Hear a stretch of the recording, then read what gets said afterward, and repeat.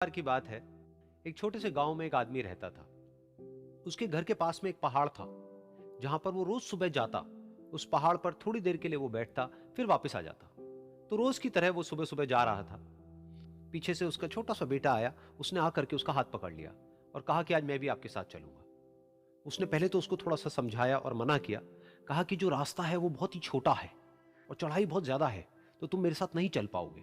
लेकिन फिर जब उस बेटे ने जिद करी तो पिता मान गया। तो दोनों पहाड़ पर चढ़ने लगे। पिता ने बेटे का हाथ कस के पकड़ा हुआ था। लेफ्ट साइड में पहाड़ थे, राइट साइड में खाई थी और रास्ता बहुत ही छोटा था। और वो पहाड़ की चोटी तक पहुंचने ही वाले थे, तभी रास्ते में एक बड़ा सा पत्थर आया। क्योंकि पिता उस रास्ते पर रोज आता था, तो उसको पता था कि वहां पे पत्थर है, तो वो साइड से निकल गया। लेकिन जो बेटा था उसका ध्यान कहीं और था, तो उसका घुटना जा करके उस बड़े से पत्थर पर टकरा गया। तो फिर उस बच्चे के मुंह से एक चीख निकली। और जैसे ही वो चीखा, उसकी आवाज उन पहाड़ों में गूंजने लगी। इससे पहले उस बच्चे ने कभी भी अपनी आवाज की गूंज नहीं सुनी थी, तो उसे समझ नहीं आया कि क्या हो रहा है। वो अंदर से थोड़ा सा घबरा गया। उसे लगा कि शायद कहीं कोई है जो छुप करके उसको देख रहा है और उसका मजाक उड़ा रहा है।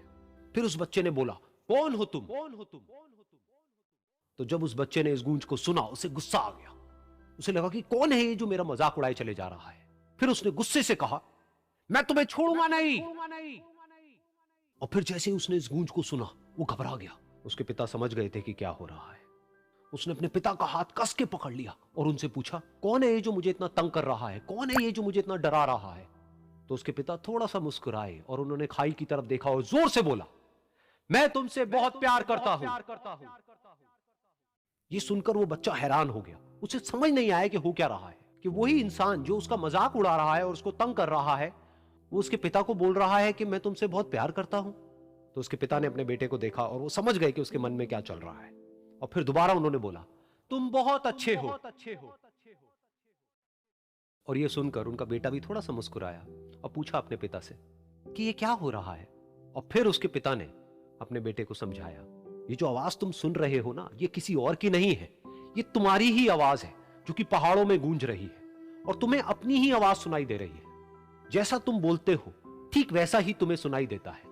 अगर तुम गुस्से से कुछ कहोगे तो पलट करके जो आवाज आएगी उसमें भी गुस्सा होगा। लेकिन अगर तुम कुछ अच्छा कहोगे तो वो आवाज भी अच्छी होगी। बिल्कुल इसी तरह से हमारी जिंदगी में भी होता है। जैसा तुम अपने मन में इस जिंदगी के बारे में सोचते हो, ये जिंदगी तुम्हारे लिए बिल्कुल वैसी ही हो जाती है। अगर तुम मन ही मन अपने आप को ये बोलते रहोगे कि मेरी जिंदगी तो बहुत ही बुरी है, तो तुम्हारी जिंदगी सच में बुरी हो जाएगी।